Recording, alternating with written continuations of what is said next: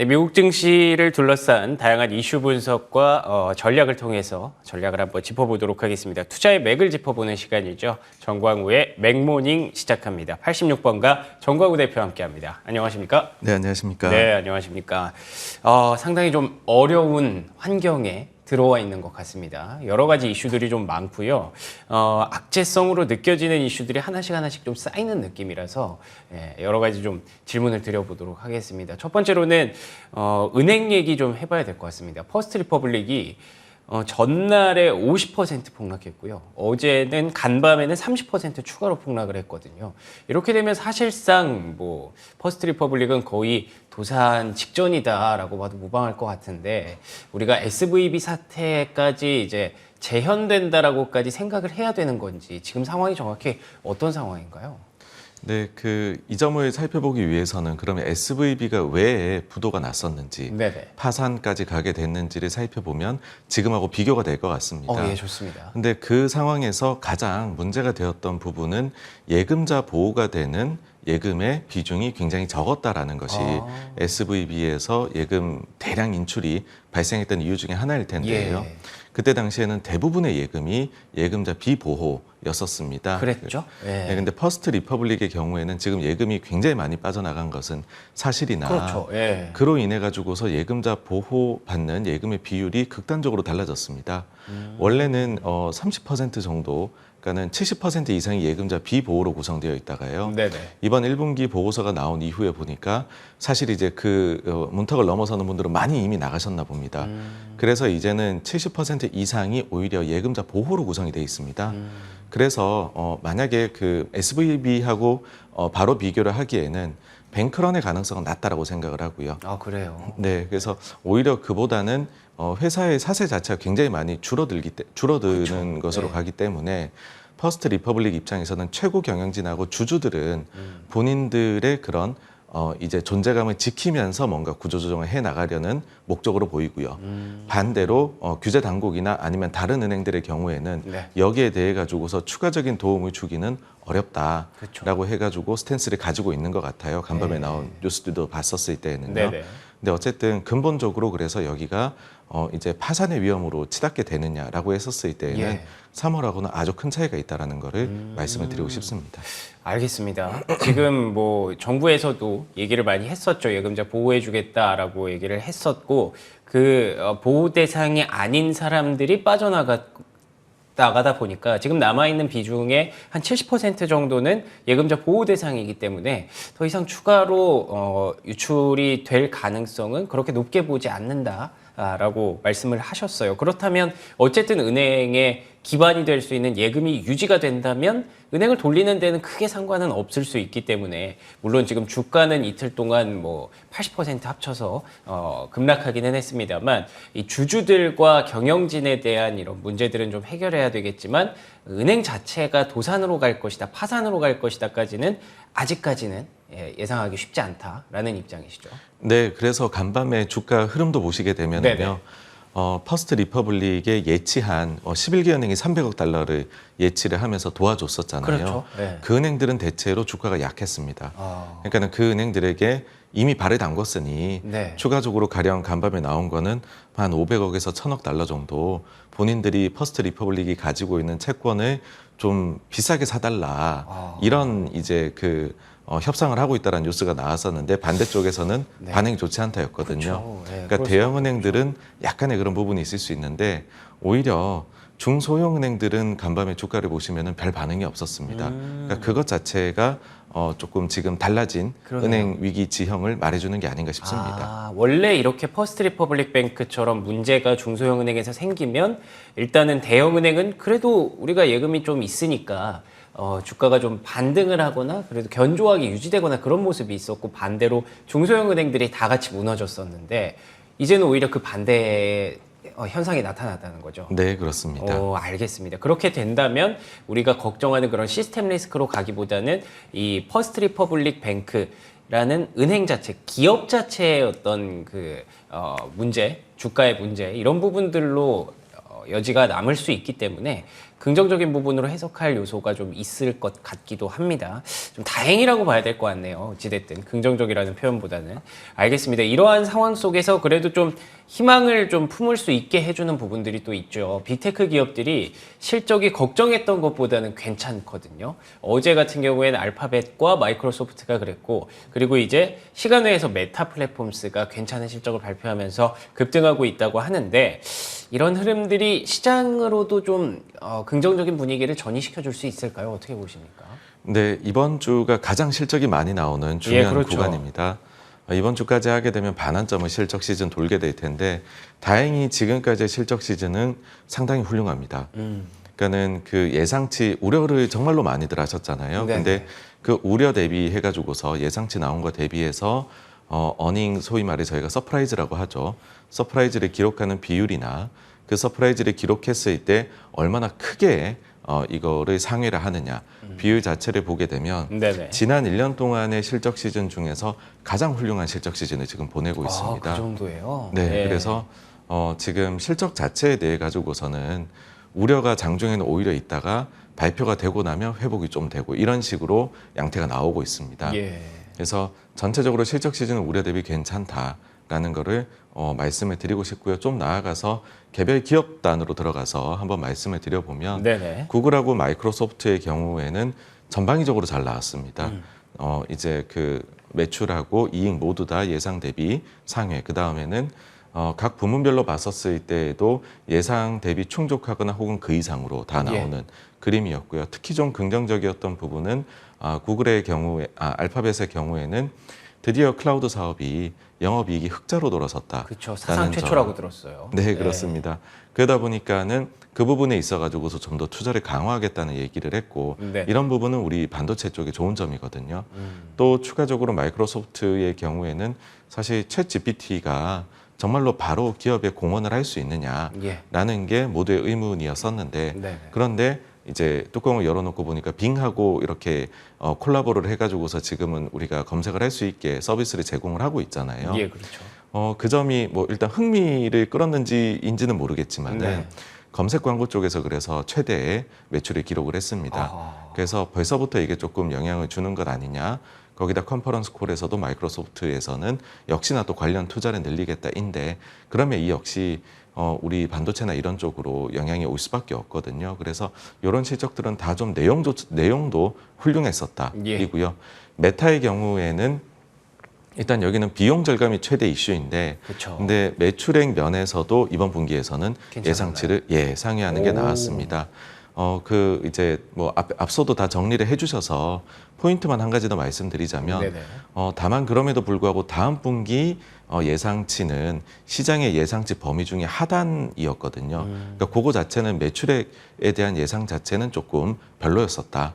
그럼에도 불구하고 시간의 주가가 좋은 이유는 비용에 대해 가지고서도 예상치를 이제 좀 다시 수정해가지고 발표를 했는데 네. 그게 그 전에 발표했던 것 대비 10% 정도 낮습니다. 그러니까 상당한 또 비용 절감의 의지를 드러냈기 때문에 이익 측면에서는 일단은 상당히 좀 안정적인 것 아니냐라는 부분이 좋게 작용을 하는 것 같습니다. 우리가 1월부터 3월까지 봐왔던 그 뉴스 플로우들이 다 영향이 좀 있었네요. 마이크로소프트의 AI를 이제 갑자기 이렇게 실생활에서 많이 쓰게 됐고 그 흐름이 그대로 마이크로소프트의 광고 매출에 전이가 좀 됐습니다. 그리고 또 구글 같은 경우에도 클라우드 실적이 흑자로 최초로 전환했다는 소식 아마 많은 분들이 전에 들으셨을 것 같고요. 그리고 메타 플랫폼 같은 경우에는 정말 열심히 비용 절감 노력을 했죠. 감원도 많이 했고요. 그런 흐름들이 그대로 실적에 적용이 됐기 때문에 이 세 기업이 모두 실적을 발표할 수 있었는데 제가 좀 궁금한 거는 이 흐름이 전체적인 시장으로 전이되지는 않는 것 같아서 이게 사실 그냥 개별적인 그냥 빅테크주의 이슈라고 저희가 그냥 보고 넘어가야 되는 문제인지 아니면 시장의 분위기를 좀 살려줄 수 있을지 좀 궁금합니다. 네, 그 전체적으로 그래서 실적 시즌이 어떻게 진행되고 있는지를 저희가 그러면 짚어봐야 될 것 같은데요. 그렇게 봤었을 때에는 지난 1년 동안은 보게 되면 실적 시즌이 계속해서 좀 하강세를 보였었습니다. 그러니까는 4분기는 전년 동기 대비도 아예 마이너스도 기록하는 역성장을 하는 그런 모습이었는데 그랬죠. 이번에는 지금 어닝 서프라이즈의 비율이나 아니면 상회하는 폭 자체가 높아지고 있죠. 네, 지난 1년 중에서는 가장 좋습니다. 예. 예, 그러다 보니까는 지금 우리가 미래 12개월 이제 그 주당 순이익 요거를 계산을 하잖아요. 네, 그렇죠. 그거 미국 거를 보시게 되면 최근 한 달간 숫자가 살짝씩 올라가고 있습니다. 그래서 실제로도 지금 이익에 대해 가지고서는 하여튼 우려 대비해서 해서는 네. 괜찮은 것 아니냐가 말씀해주신 빅테크뿐만 아니라 좀 전체적으로 다행이네요. 온기가 돌고 있다라고 그렇게 보고 있습니다. 알겠습니다. 은행 불안이 생각보다 그렇게 SVB 사태처럼 커지지 않을 가능성 얘기해 주셨고요. 그리고 EPS 전망치가 조금씩 바닥을 찍고 턴하고 있다는 것까지 굉장히 긍정적인, 사실 지금 저희가 느끼는 시장의 분위기와는 좀 다른 긍정적인 얘기들을 해주셨기 때문에 경제 지표 한번 체크해 보도록 하겠습니다. 제가 아는 바까지는 뭐 제조업 PMI가 50포인트를 다시 넘어선 것, 이런 것들도 확인을 했는데 GDP라든지 개인 소비 지출 이런 부분들은 어떻게 발표될 것으로 예상을 하고 계신지 궁금하네요. 네, 아무래도 미국의 경우에는 지금 3월 달에 SVB 사태가 3월 초에 발생을 했지 않습니까? 그렇죠. 예. 그래서 이런 점이 실제 이제 그 데이터에다가 영향을 주는 그 영향권으로 들어갔다라고 생각을 합니다. 그러네요. 네, 그러니까 뭐 선행 지표라든지 아니면은 소비 쪽이라든지, 그러니까 전방위적으로 이게 단순히 센티먼트일 수도 있고 아니면 실제로 행동에 변화를 줬을 수도 있다라고 생각을 합니다. 그래서 향후에 나오는 미국의 데이터는 이런 영향이 어느 정도 우리가 발견이 되느냐, 분명히 이게 일부는 있을 텐데 여기에 초점이 아마 다들 맞춰지실 텐데, 근데 그 영향 자체는 좀 제한적이지 않나라는 생각을 합니다. 예. 그러니까 그렇게 보는 이유는 극단적으로 이게 사실 안 좋아지려면은 실업에서의 증가도 동반이 돼야 됩니다. 그렇군요. 근데 미국의 지금 고용시장이라는 것 자체가 코로나 이후에 보시게 되면은 실업 쪽에서, 그러니까 고용시장이 굉장히 지금 독특하잖아요. 그쵸. 일할 사람이 네. 부족하다라는 것 때문에, 그러니까 상황이 좀 안 좋아진다라고 해도 실업이 느는 것이 아니라 구인 공고가 확 줄어버리는 형태로 아마 가게 되지 않을까 이고요. 실제로도 지금 실업의 그런 급격한 증가는 없다 보니까는 단순히 이제 이렇게 됐을 경우에는 센티먼트의 하강 정도에서 끝나지 않을까라는 생각이고, 실제로 좀 그런 점이 느껴지는 것이 그 미국의 저축률 데이터의 경우에는 작년 6월하고 10월 정도가 이제 두 번 저점을 기록하고는 계속 지금 상승세를 보이고 있습니다. 그거 자체가 향후에 좀 또 이런 그 전체적인 센티먼트가 좋아지게 되면은 또 소비 여력은 쌓여가고 있는 것이 아닌가라고 생각을 하고요. 그러면 그 전에 증시 전체를 좀 이끌 만한 그런 이제 데이터 요소들은 어디서 나올 수 있을까? 경제 지표는 생각을 하면 전 제일 먼저는 일단 중국일 것 같습니다. 그러니까 중국이 시장이 생각했던 것보다 빠르게 리오프닝을 했었기 때문에 그 효과가 있지 않을까 하고, 그 뒤에는 중국의 영향을 많이 받는 유럽 경제, 유럽은 또 여기에 가스 가격의 영향도 많이 받는데, 사실 지금 간밤에 또 유가도 오펙 플러스에서 다시 그 이제 생산량을 감축하겠다라는 걸 발표하기 이전으로 돌아갔거든요. 그러니까 가스 가격도 그와 동반해서 안정세를 보이고 있기 때문에 유럽 쪽의 데이터가 또 올라가는. 그래서 그런 부분들이 좀 벌충을 해주면서 데이터 흐름은 뭐 이렇게 가지 않을까라고 보고 있습니다. 알겠습니다. 저희가 지금 뭐 실적 시즌이다 보니까 개별 기업들의 실적과 주가에 집중을 할 수밖에 없는 국면이지만, 일단 당장 다음 주 시작하면 또 이제 4월 고용 발표될 거고요. 그 다음 주 이제 물가 발표될 거고, 그 전에 또 거쳐야 될 큰 관문이 하나 있죠. FOMC가 바로 다음 주 있기 때문에 이런 경제 지표들을 체크하지 않을 수가 없습니다. 그러면 FOMC 전망, 지금 먼저 조금 시간이 이르기는 한데 어떻게 보시는지 또 알 수 있을까요? 네, 지금 상황에서 특별한 이벤트가 없다라고 하면은 한 번 더 0.25% 인상을 하지 않을까라고 생각을 합니다. 왜냐하면은 지금은 그 연준 위원들이 침묵 기간에 들어가 있습니다. 그쵸. 그런데 그럼에도 그 직전까지도 별 코멘트가 없었거든요. 그러네요. 시장의 예상은 0.25를 예상하고 있는데도 불구하고요.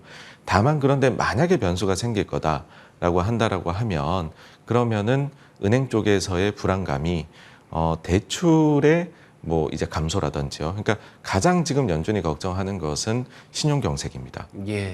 그러니까 은행들의 데이터가 나오는데 신용 창출이 부진한 것으로 나오게 된다라고 하면은 그걸 이유로 들어가지고서 아마 이번에 오히려 그 동결을 하고, 그렇지만 다음에 언제든 올릴 수 있다.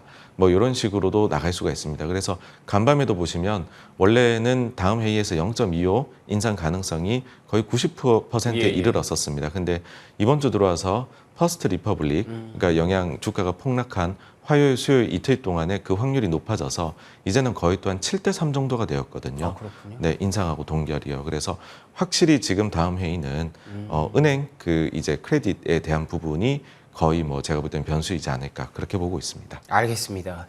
뭐 동결을 기다리시는 분들도 있을 수 있겠지만 사실 만약에 이번에 동결을 결정한다고 한다면 그게 배경이 조금은 미심쩍기 때문에 별로 우리가 호재로 느낄 만한 배경은 아니기 때문에 오히려 동결이 악재가 될 수도 있다는 그런 얘기들도 좀 나오고 있고요. 어찌됐든 지금은 그래서 한 25bp 정도 인상 정도가 유력한 것으로 확인이 되고 있습니다.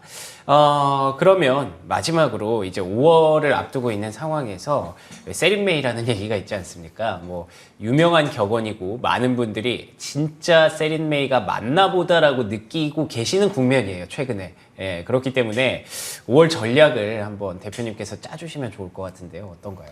네, 뭐 사실 저는 이제 뭐 월간으로 해가지고서는 예상은 안 되지만 예. 세린메이에 대해 가지고서는 좀 말씀을 드리자면 5월에 이제 그러니까 이거는 사실은 짝을 같이 합니다.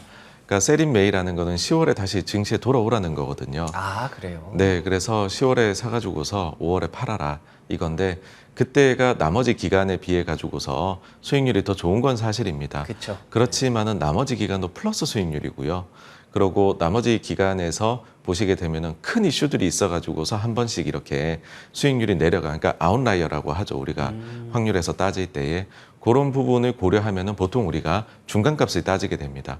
그럼 중간값으로 놓고 보게 되면 나머지 기간도 원래 평균으로 따지면 1%대 수익률인데 2% 중후반대 수익률이 나오게 됩니다. 그래서 굳이 이걸 포기할 필요가 있느냐. 그러니까 미국 증시라는 것은 워낙에나 장기 강세장이었어요. 그렇죠. 그래서 그걸 어떻게 끊어놓고 보느냐에 따라서 저는 사실 이렇게 캘린더를 기준으로 보는 거에 대해서는 조금 무리가 따르지 않나 이고요. 그리고 네네. 다른 확률들도 겹칩니다. 그러니까 어떤 거냐면 작년 중간 선거 때 우리가 그런 얘기 했거든요. 중간 선거 때 주식을 사서 1년 동안 주식 시장이 상승할 확률을 보게 되면 60년대 이후로는 그 상승 확률이 100%입니다. 아하. 근데 그러면 지금 두 개가 부닥치는 거죠. 그쵸. 세린메이를 할 거냐, 말이 안 작년 맞는 10월부터로. 거죠. 예. 네. 그래서 요거는 좀 저는 약간 흥미 위주로 네네. 혹은 퀀트를 하신다라고 하면은 오로지 요거를 기준으로 그냥 매매를 하시는 것까지는 오케이인데 만약에 뭐 퀀트라든지 이런 이제 그 위주로 투자를 하시는 분이 아니다라고 하면 그저 제가 볼 때는 좀 참고 위주로 그냥 보시는 게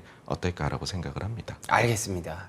뭐 4월 말에 이렇게 갑자기 분위기가 좀 혼탁해지다 보니까 다시 한번 세린메이라는 얘기가 마치 유행어처럼 또 올라오고 있는데 뭐 다들 아시죠? 이거는 그냥 전통적인 어떤 그런 통계에 의해서 이런 흐름들이 좀 얘기가 나왔던 것뿐이고, 그리고 대표님 말씀하신 것처럼 10월에는 꼭 돌아오라라는 말이 뒤에 생략돼 있다고 보시면 될 것 같습니다. 그렇기 때문에 재미로만 보는 그런 세린메이라는 점이고요. 퀀트 관점에서 여러 가지 좀 섹터별로 분석을 할 필요는 있겠죠. 많이 올라간 종목과 조금 덜 오른 종목에서 이제 포트폴리오를 재구성하는 그런 시간으로 한번 만들어 보시는 게 좋을 것 같습니다.